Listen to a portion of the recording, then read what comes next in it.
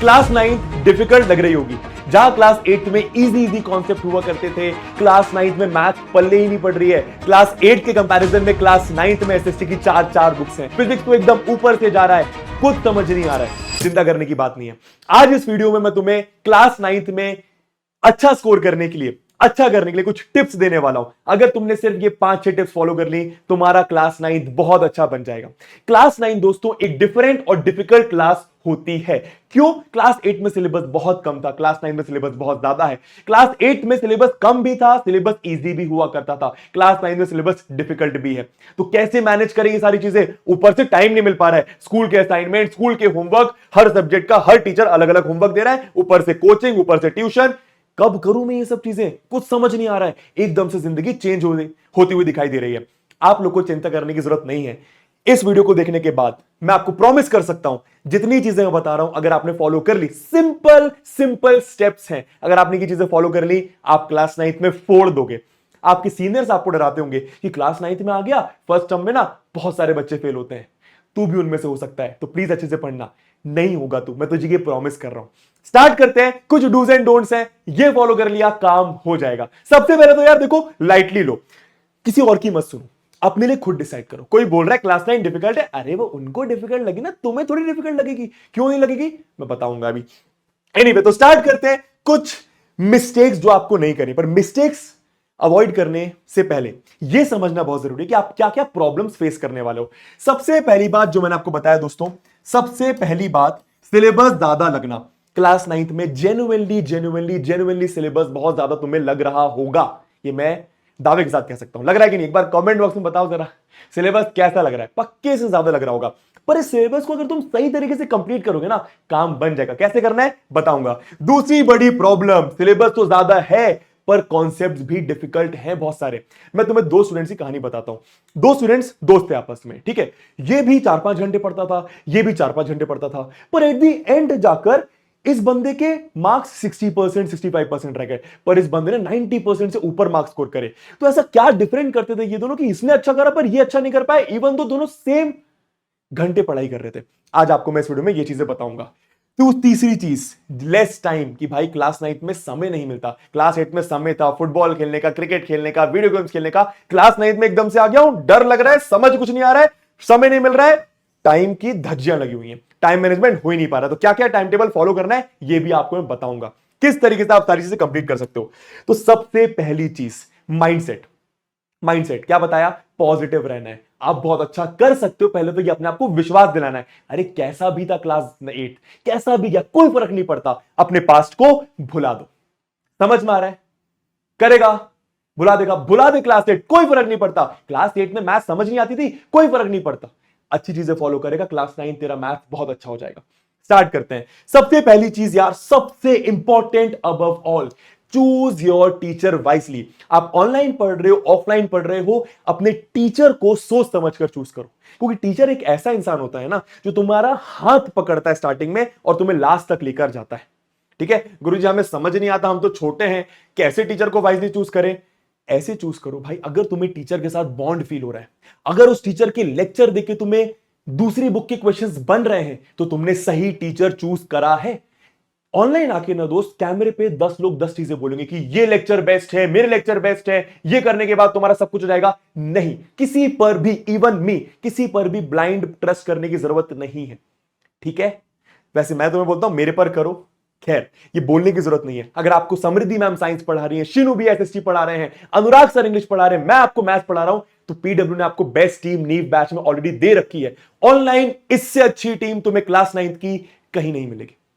खैर वो तुम्हारा टिक है।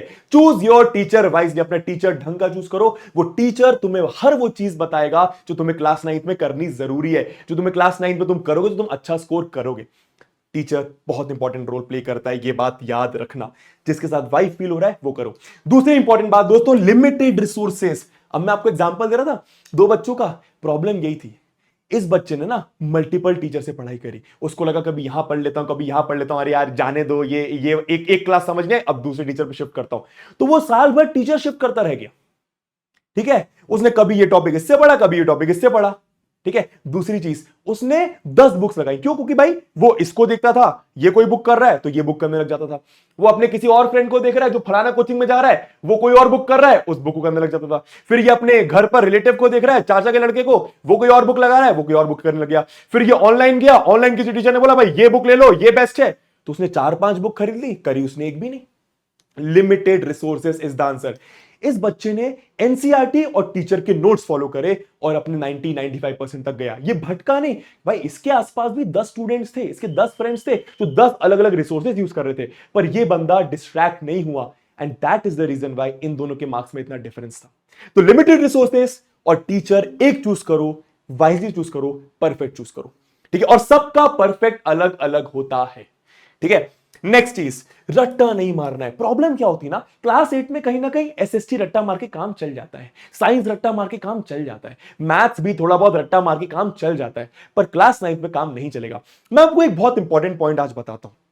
आप कभी भी देखना, कभी आपने उस बच्चे को नोटिस करा है? कमेंट बॉक्स में बताना। एक बच्चा होता है जो कम पढ़ता है लेकिन अच्छे मार्क्स आते हैं। कभी नोटिस करा? एक बार कमेंट बॉक्स में बताओ, पक्के से करा होगा। उसमें ऐसा क्या होता है कि वो कम पढ़ता है, अच्छे मार्क्स लाता है? क्योंकि वो रट्टा नहीं लगाता है।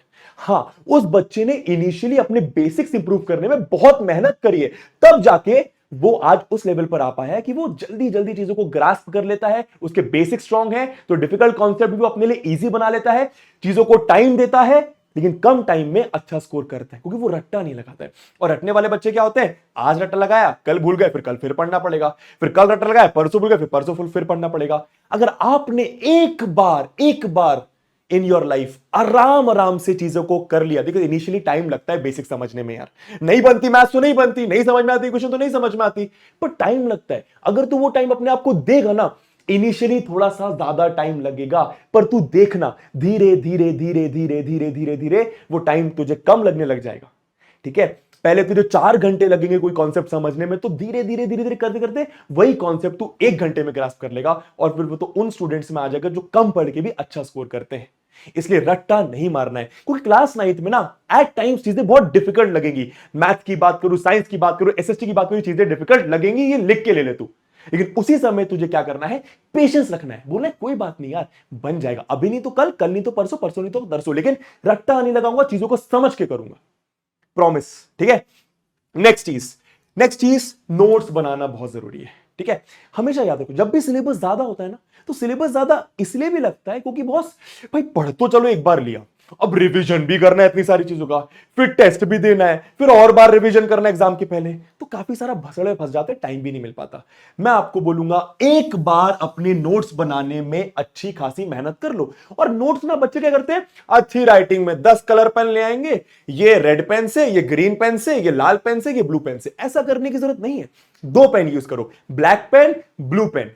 ठीक है, बॉल पेन ले लो, एक कॉपी ले लो, जैसा जैसा टीचर बता रहा है वैसा वैसा लिखते जाओ, और साथ ही साथ खुद का भी दिमाग लगाओगे। भाई टीचर कुछ चीजें लिख नहीं रहा बोर्ड पे, पर आपको लिखनी जरूरी है। एक बार मान किसी टीचर का लेक्चर है 1 घंटे 15 मिनट का, तेरे को लेक्चर के साथ साथ नोट्स बनाने में शायद 1 घंटे 30 मिनट लगेंगे, 15 मिनट ज्यादा लगेंगे, ऐसा होता है, तू करके देखना। पर वो 15 मिनट ना, वो 15 मिनट बहुत ज्यादा इंपॉर्टेंट है। तुम्हें लगेगा 15 मिनट एक्स्ट्रा लग रहा है यार, कौन बनाए नोट्स, रफ कॉपी में कर लेता हूं। मुझे एक बात बता, 6 महीने सिलेबस खत्म हो गया, उसके बाद रिवीजन फिर कैसे करेगा? वापस लेक्चर देखेगा, क्योंकि नोट्स तो तूने बना नहीं रखे। हमेशा याद रखना, रिवीजन बहुत इजीली हो जाता है बहुत कम टाइम में, अगर आपके नोट्स बहुत अच्छे बने तो। नोट्स बनाना बहुत ज्यादा जरूरी है। ठीक है। नेक्स्ट चीज, एनसीईआरटी रीडिंग करना। बच्चे क्या गलती करते हैं बॉस? एनसीईआरटी रीड ही नहीं करते, वो टीचर से पढ़ लेते हैं। देखो वैसे तो मेरा मानना है टीचर अगर अच्छा चूज कर लिया तो वो सब कुछ करवा देगा। जैसे मैं मैथ्स की बात करूं, अगर तुम एक बार मेरे लेक्चर में आ जाओ ना, एक चैप्टर बस पढ़ के देख लो, मैं बता रहा हूं तुम मार्केट में जितनी बुक है, आरडी शर्मा मोटी बुक है ना, वो भी तुम बना पाओगे बहुत इजीली। और मैं ये बोल नहीं रहा, ये मैं करके दिखाता हूं। और भरोसा ना हो तो वही बात है, लेक्चर देखना फिर आरडी शर्मा लगा के देखना, नहीं बने तो नाम बदल देना। समझ में आ रहा है? ठीक है। हाँ, तो इंपॉर्टेंट पॉइंट क्या, अब ये तो कर लिया, बट मेरा एक और पॉइंट है, अगर आप अच्छा बनना चाहते हो, अच्छी पढ़ाई करना चाहते हो, अभी तो क्लास 9th में, क्लास 10th आएगा, फिर क्लास 11th बहुत डिफिकल्ट क्लास होती है, फिर क्लास 12th आएगा। अगर आप पढ़ाई में अच्छा होना चाहते हो ना, अच्छा करना चाहते हो ना, हमेशा जो आपकी मेन बुक है, एनसीईआरटी हो गई साइंस की, एनसीईआरटी हो गई एसएसटी की, एनसीईआरटी हो गई मैथ्स की, इसकी रीडिंग भी जरूर लगाओ। मैथ्स की वैसे ज्यादा जरूरत नहीं होती लगाने की, बट साइंस एसएसटी में जब भी आपका चैप्टर खत्म हो जाए, एक बार एनसीईआरटी रीडिंग जरूर लगा लो और इंपॉर्टेंट पॉइंट्स को हाईलाइट कर लो। ये आपको बहुत बहुत बहुत क्रूशियल रोल प्ले करेगा इन द लॉन्ग टर्म। ये मेरा प्रॉमिस है, एक बार कर देखना, ठीक है। नेक्स्ट चीज, अब चीजें डिफिकल्ट हैं, चीजें ज्यादा हैं, ठीक है, तो इजी कैसे बना सकते हो? क्वेश्चंस की प्रैक्टिस करके। यार मानो आपका मैथ का कोई चैप्टर है, आपको कोई क्वेश्चन नहीं समझ में आ रहा, कोई बात नहीं, उसका सॉल्यूशन देख ले। दूसरा नहीं समझ में आ रहा, अरे सॉल्यूशन देख ले। अरे ऐसे 10 के सॉल्यूशन देख लेगा ना, तो 11वें में 50% चीजें तेरे दिमाग में खुद ही क्लिक कर जाएंगी। मैं बस ये बोल रहा हूं, हम लोग क्या गलती करते हैं ना, एक क्वेश्चन नहीं बनता, हार मान लेते हैं। दूसरा क्वेश्चन नहीं बनता, अरे छोड़ो कौन पढ़े, खेलता हूं यार, बढ़िया, जाने दो, बाद में कल देख लूंगा। नहीं, ये कल करने वाली चीज नहीं करनी है, ठीक है। समझ में आ रहा है? रट्टा नहीं मारना है, इनफ क्वेश्चंस की प्रैक्टिस करो। नहीं बन रहा सॉल्यूशन देख के बनाओ, नहीं बन रहा सॉल्यूशन देख के बनाओ। और ये स्ट्रैटेजी मैंने हमेशा फॉलो करी है। मेरा कोई अच्छा टीचर नहीं रहा है कभी भी जिसने मुझे बहुत अच्छे से पढ़ा रखा है। मैंने खुद को पढ़ा है। कैसे? क्वेश्चन का आंसर देखता था, क्वेश्चन का आंसर देखता था, धीरे धीरे करते करते करते करते करते करते आंसर खुद ही आने लग जाते थे मेरे, ठीक है। तो इनफ क्वेश्चन की प्रैक्टिस करनी है। अगर डिफिकल्ट चैप्टर है मैथ्स में, कोई ट्रायंगल्स है या फिर क्वाड्रिलैटरल्स है या सर्कल्स है, साइंस में कोई डिफिकल्ट चैप्टर है, एसएसटी में, उसके क्वेश्चंस देखो और उसको लगाओ। 10-12 क्वेश्चन, 40 क्वेश्चन, 50 क्वेश्चन लगाओगे, चीजें आसान लगने लगेंगी, ये मेरा प्रॉमिस है, ठीक है। नेक्स्ट चीज, गुरुजी टाइम नहीं मिल पाता, टाइम नहीं है हमारे पास। स्कूल जाते हैं, सुबह 6 बजे उठते हैं, फिर 7 बजे स्कूल पहुंचते हैं, उसके बाद 2 बजे स्कूल खत्म होता है, 3 बजे स्कूल से आते हैं, आधे 1 घंटे का टाइम मिलता है, ऑनलाइन क्लास स्टार्ट हो जाती है, ऑफलाइन क्लास स्टार्ट हो जाती है, फिर 8 बज जाते हैं क्लास देते देते, फिर 1 घंटे खाना खाते हैं, टीवी देखते हैं थोड़ा बहुत, फिर 9 से 12, 9 से 11 स्कूल का होमवर्क करते हैं। गुरुजी सेल्फ स्टडी का टाइम ही नहीं मिला, अब क्या करें? असाइनमेंट भी नहीं हो पा रहे, पढ़ाई भी नहीं हो पा रही, मैं तो फंस गया हूं। इन सब के लिए बस एक ही स्ट्रैटेजी बताऊंगा। सबसे पहली बात तो ये बोलना है, भाई ये आपका भी कर्तव्य है, ठीक है। जैसे अभी मैं टीचर हूं, ठीक है, तो मेरा काम है पढ़ाना। तो अगर मैं अपने दिन में 12 घंटे भी पढ़ा रहा हूं तो हो सकता है, चलता है ये सब चीजें, है ना। हाँ, लेकिन अपनी हॉबीज को भी टाइम देना है, ये बात मैं मानता हूं। लेकिन जब पढ़ रहे हो तो अच्छे से पढ़ाई करनी है। लेकिन आपको एक ट्रिक बता दोस्तों, सैटरडे ऑफ, ठीक है। मैं आपको ये एडवाइस करूंगा कि प्लीज अपने मम्मी पापा को थोड़ा सा आपको मनाना पड़ेगा। अरे मम्मी पापा को बताओ यार कि सैटरडे ऑफ ले लेता हूं, पढ़ाई करूंगा घर पे बैठ के। देखो एक बार शायद वो नहीं मानेंगे, पर अगर एक बार मान जाए, उनको दिखा दो कि जेन्युइनली तुम सैटरडे को अपना यूटिलाइज कर रहे हो, सुबह उठे हो, स्कूल के असाइनमेंट्स कंप्लीट कर रहे हो, जो पूरे वीक का पेंडिंग काम है वो कंप्लीट कर रहे हो, रिवीजन कर रहे हो, सेल्फ स्टडी कर रहे हो। Saturday of low, Sunday off होता ही है। ये 2 दिन तो तुम अपने 5 दिन का जो बैकलॉग बना है ना, बैकलॉग मतलब जो चीजें तुम नहीं कर पाए हो उसको कंप्लीट कर सकते हो। थोड़ा सा इनिशियली टाइम लगता है ये चीज करने में, पर भावना समझ गए ना, फीलिंग समझ गए ना, तो सैटरडे ऑफ कर दो, ठीक है। इसी के साथ थैंक यू सो मच। ये कुछ डूज एंड डोंट्स थे। अगर आपने इतना काम कर लिया, मैं प्रॉमिस कर सकता हूं, you guys are going to rock in your class 9th exam. Love you all, bye bye.